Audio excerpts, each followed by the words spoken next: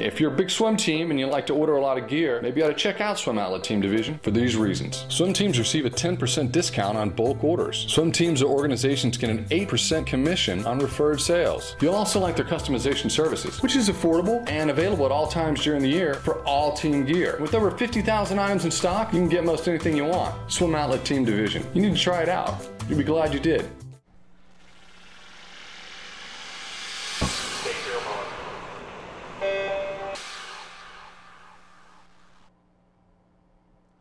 Welcome everyone to the Morning Swim Show on Wednesday, January 8th, 2014. I'm your host, Jeff Cummings. Today on the show, we will talk with Tom Shields in the Fitness Monitor. He was one of the key components of Team USA at the Duel in the Pool last month, helping the Americans in more ways than one as they won the meet by just 1 point. No rest for the NCAA champion though. Right after the Christmas holiday, he was on a plane to Colorado Springs for some altitude training with the rest of the Cal-Berkeley swim team. And it's at the U.S. Olympic Training Center where Tom joins us today via Skype. Hey Tom, good to see you. How are you? Good, how are you? Doing excellent, thanks. How's the weather out there in Colorado? Pretty cold? It was really cold the last couple days. Today's looking a little bit better. But the good thing about Colorado Springs, at least it's always pretty sunny. Yeah, it has been. It's been a little snowy towards the end of this last week though, but it's a cool experience. I didn't grow up around snow at all, so I always like it a lot and have a lot of appreciation for that. But that being said, when it was sunny, we got to go out to Garden of the Gods with Russell Marks, so that was really fun. That's good. Glad you guys got to get a little break from training. Yeah. Happy New Year, also. Thank you. Did you guys get to stay up at midnight on New Year's Eve? I think we had morning practice the next day. I did not. I was dead. So, I mean, I haven't stayed up for it for the last couple of years. It's just kind of the way it is with where it is in the year and where our training is going at this time of the year. Just like, always seems it makes more sense to skip it. Like, I just spent some good quality time at home for a couple of days. And now I'm up here to put some work in. So that's kind of how I view it. Well, that's good. Did you guys get any special, did you do any special New Year's workout? No. I think we really just kind of let it float by. The dudes, like the team has a gift exchange, a Secret Santa gift exchange that they do. But other than that, we don't really do anything special. Well, you guys are too much into hard training to probably get all motivated about doing anything special. Yes, for sure. I gotta say though, I think you guys have been doing this Colorado Springs trip for a few years now, right?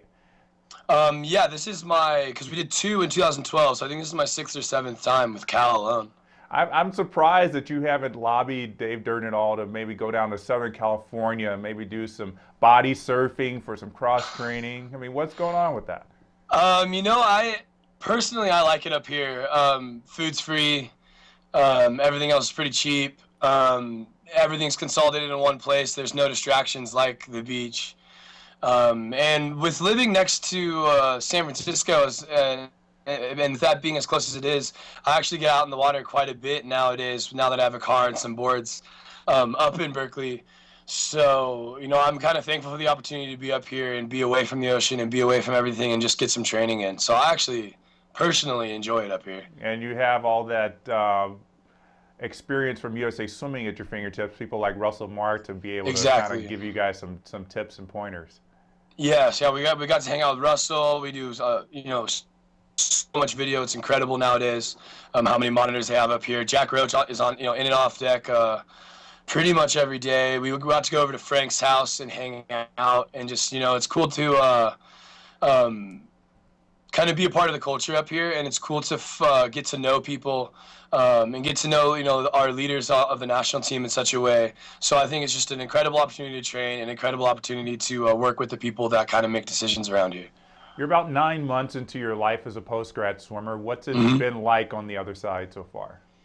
It's hard, you know. I thought I got nervous in college and high school and stuff, but now that money is a part of my everyday practice, my everyday life, my everyday swim meet, I get a lot more nervous just for even just the little meets, or not little meets, but like the World Cups. It's like not really affecting my career as far as goals go, but it's, you know, having a great impact on me financially, and that just creates a lot more anxiety, a lot more nerves, and it's just a totally different mindset as far as that goes, and it's totally different too because like in college I had 30 people that were on my schedule 100% of the time, and now if there's no one that's doing exactly what I'm doing, so I kind of have to be extra cautious to make sure that I'm getting what I need to get in, that I'm working with the people that I need to work with, and then it's even more important for me now to trust Dave and Yuri and Nick, in that they know what's going on, because they have so much going on with the college team that like sometimes if it can feel like, oh man, like what am I supposed to be doing? It's like, oh no, wait, they're supposed to handle that. So it's just it's a new kind of relationship for me with the whole sport, including my coaches, including my bank accounts. Just everything's new. Well, I want to talk about training a little bit, but the financial part of it, you seem to be doing all right. You got $16,000, I believe, from the World Cup, so they had to help with the bills a little bit. Yeah, totally. The World Cups kind of set me up. Durden always says you kind of want to use the falls to set yourself up financially, to kind of push for the spring and the summer. And I think that's what we wanted to do this year, and it went pretty well. So thank you very much. But yeah, from there on, it's just focusing on long course and getting more into the national team and on a major trip and that kind of thing. Well, you were at the World Cups last fall. You took that semester off before your senior year to kind of get into racing shape, as you had called it. So besides being able to earn money, what was different with this past World Cup trip than it was in 2012? I think it's just experience. Like I knew a lot more people on the trip. I've been to a lot of the stops before, and if I had been to that stop before, I did better than if I had showed up to a new stop. And I think that's just important for me to acknowledge as a swimmer. Like I always do better when I've come somewhere before. So that's going to be important for me to know. I think Dave was the one who was able to spot that in me, and that's why he sent me out as an amateur for that last year to kind of get that experience. So I think it's just a super critical experience that I got last fall to kind of set that up this fall. I'm not like Morzov, where he can just kind of come in and just swim fast to like any pool. I wish I was, but I'm not.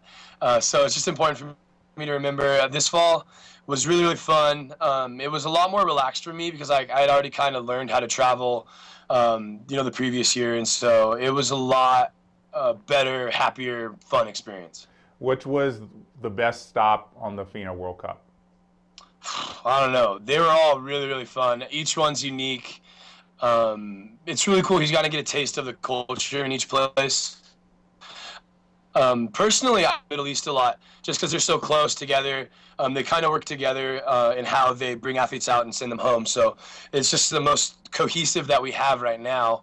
So I really like that. And that would be Dubai and Doha. And Dubai is such a fun city, and how all the buildings are so different, and there's so much different things going on.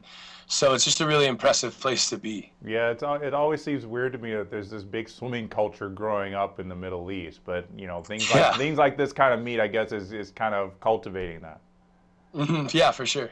Well, we'll talk about training. You talked about putting your trust in your coaches, and you've got a great little group there. I mean, you got Nathan Adrian, Anthony Irvin, Natalie Coughlin, Demir Dugani, and a few others. I mean, I know that you say that pretty much nobody swims the same things you do, which is right. I mean, you're pretty much the only guy who's flyer backstroker. But how often does the group kind of work together to achieve the goal of being faster? I'll swim with those guys a lot, but it's hard. Like I call those guys, a lot of them are 25 specialists. That's kind of what I call it. So like, sometimes I'll be in for an hour with them, and then they'll get out, and then I'll have to do more, which is fine. But it's just kind of like, it's just a whole different vibe as far as training goes for me, where I'm used to kind of like, get in, warm up, main set, and I'm done. And I've been doing that for 4.5 years now. And what I meant by no one's really doing the same thing as me was more in a reference to this fall, where I was going to a bunch of meets on my own. Tony was in and out of, in between, Northeast South Carolina, wherever his parents are, traveling a lot more than me for clinics and whatnot, and Berkeley and the World Cups. So that being said, I was really just on my own in the sense of like no one was even going to the meet, and none of us were really on the same program, and that's going to end now. Heading into the spring and summer, Dave wants to create a lot more of a group consciousness. He's gonna, he lets us have our falls to kind of appropriate what we need to do to set up our spring and summers. But our spring and summers, we're going to come together and be a lot more of a group, and we're going to go to all the meets together. So it'll be a completely different situation. Well, So I'm really excited to get into that. You talk about those guys being 25 specialists, and here you are, obviously you can't get out of the 200 fly now. You're the American record holder in short course yards, short course meters, so I think you're going to have to stick with that, unfortunately.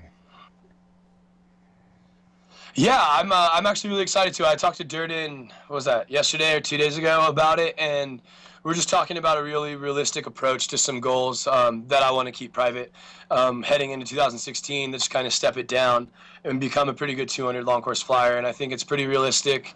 I think we finally have my esteem behind it, or my belief behind it, that before I never really thought of myself as a 200 flyer.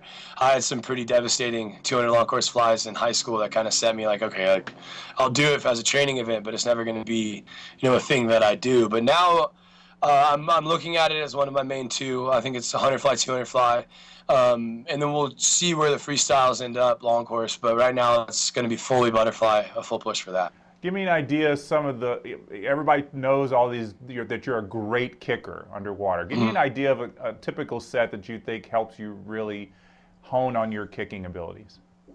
Oh, man. There's a lot. There's a lot out there. I don't know, because I've been kicking underwater for so long. So, it was Long Beach Grand Prix when I was 14. Jerry Marshburn and I were watching him swim a 500 or a 200 free, and it's like, wow, like, I want to be able to do that kind of kicking underwater. I feel like that's going to set me apart, especially in short course, which is what I wanted to be good at, because I wanted to be recruited for college. That's kind of was my main thing at the time. So what we started doing then was just doing it in warm-up, and then just keeping good drills focused on underwaters, and then just doing it in a freestyle set. That's what my focus was at the time. It's just like being strong off the wall in an actual workout. Like, there's no substitute for that. And then Coach Rose and I were thinking about underwaters and ways to get better at it. And I like how simple he keeps things. Like, all right, well, we want to be better at underwater. We're just going to do 1050s long course underwater, make as many as you can on 130 every day. And I think that there's a lot of value to that. It can obviously get a little monotonous, but I think there's a little truth to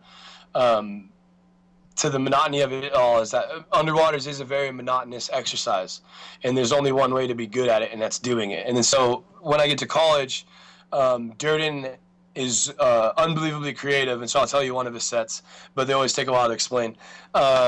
We do underwater group every Thursday in the fall, and I wasn't even a part of that until my junior year. I had to work on some other things before I got to kind of hone in on my underwaters, like extending my races and whatnot.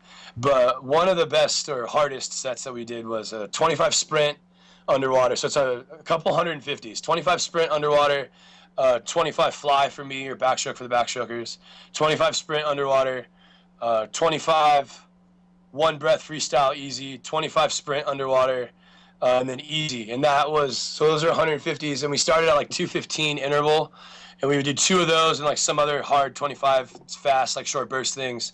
And then we do 2 of those on 2 minutes, and the other 50s, 25s, whatever, and then 2 on 145.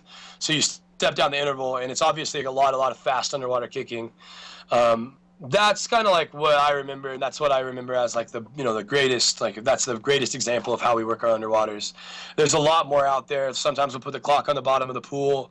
We'll hold our breath for like 20 seconds and then kick off, or we'll put weights in our hands, weights on our around our waists, or socks and fins. There's just so much out there that we do now to kind of work on that technique. But at the end of the day, that stuff's all well and good, but if you're trying to be a 100 athlete, in my opinion, the only way to even extend that to the point where you're going to be able to use them is just to do them every day. Like, technique matters, but like just getting your lungs comfortable enough to even give you the ability to perform that off a last wall is going to be the most critical part that I see in a lot of swimmers that are trying to get good at underwaters. Well, I mean, you definitely proved that at NCAAs. I think everybody was just in shock. Your 200 fly, you kicked all the way to 15 meters on that last length. I think that you just proved why you're able to do that. Yeah, and I'm always a huge advocate of just increasing that comfort underwater, which is why I always will mention my earlier life when I mentioned underwaters, because that's where I think I learned it. Like even today, Durden in his coaching experience got to learn coaching from Salo and Marsh, and one of Salo's big warm-ups that I did because I was on Nova is 400 flop, 4-1s on 130 and 450s on 50 if it's short course, and on that like I'll go to 15 off every single thing and just kind of step it down and descend it throughout. And that means on the 400, like I'm doing open turns, flopping on my back, like I'm not doing anything except kicking out to 15. And while I was in college, like there was a lot of value in that. That's just creating that comfort immediately going into workout. And I think that, is my main secret. So that's why I always say it when people ask. Tom and I talked about a lot of things in our interview, more than we could fit into one show. So we're going to take a break there, and we'll bring you part 2 of my interview with Tom Shields on tomorrow's edition of the Morning Swim Show. So we look forward to seeing you then. I'm Jeff Cummings. Thanks for watching.